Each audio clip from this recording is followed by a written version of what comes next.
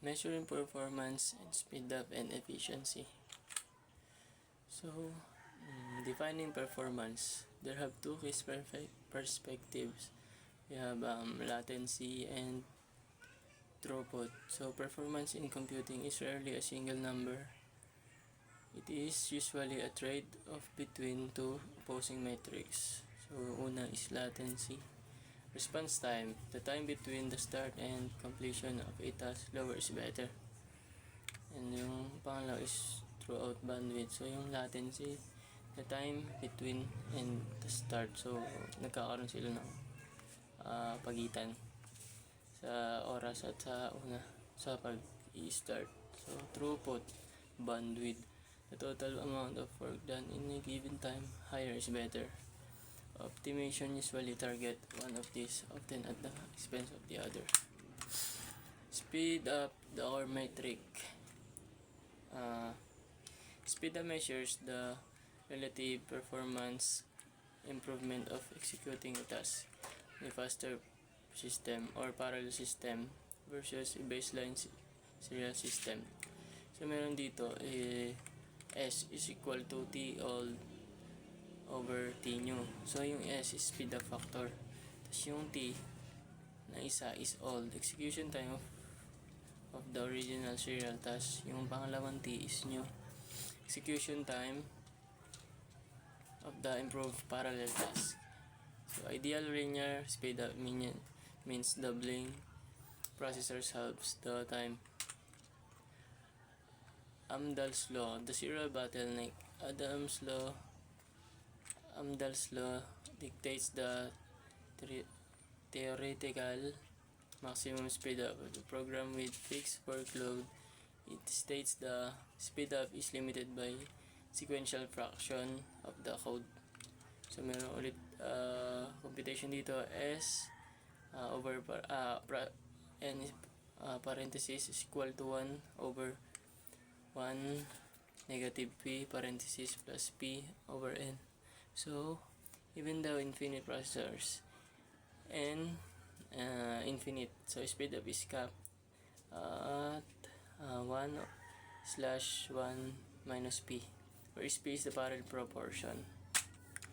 So meron dito visualizing diminishing returns. Ito naman yung graph kung paano tumataas yung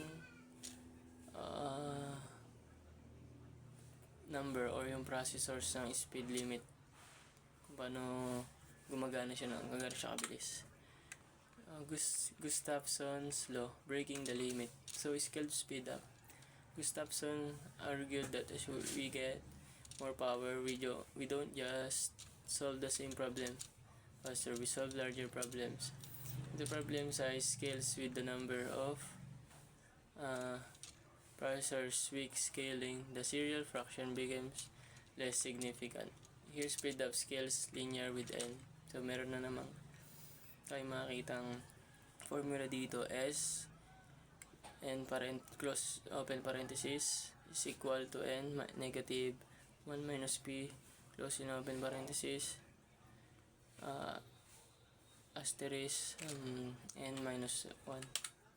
So strong versus weak scaling. So dito makikita natin yung kahinaan at yung kalakasan ng speed up ng ng mga PC natin, yung mga mobo natin, kung paano natin makikita. Dito sa strong scaling kay Amdahl, diba yung Amdahl law, mayroong fix, minimize, time to solution, serial code portion, real-time apps, fixed datasets. Yung kay Gustafson naman, scales with processors, maximize problem with size solved, memory communication bandwidth, physical simulations, big data.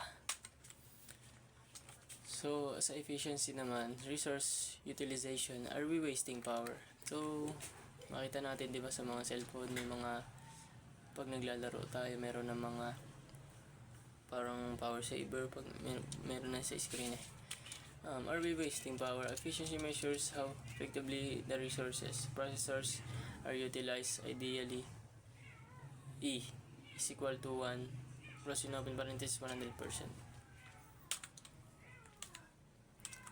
So, key performance metrics. Ito yung merong flops, IPS, IPC, bandwidth, floating point operations per second, the standard metric for scientific computation and supercomputers, EGT flops and P flops. So, instruction per second cycle measures raw processor throughput, high IPC, indicates efficient pipelining and architecture. So, bandwidth, GBS, the rate of data transfer between memory, network, or disk, in the limiting factor. Von Neumann bottleneck. Benchmarking. So, sa benchmarking, measure reality, theoretical formulas are useful guidelines, but real performance is measured by benchmarks. Micro benchmarks, test, kernel benchmarks, application benchmarks. So, meron yung tatlo, micro, kernel, and application. So, yun. Strategies of optimization. Software optimization, tas merong hardware. May software, may hardware. So, ang software is may nilalaman na algorithm, parallelism, locality. And GPUs sa hardware naman. And FP, gas, and ASICs, scale out. So, yun. Sa image sources, meron dito mga link na makikita natin kung saan sila, kung paano na natin nakita sa report.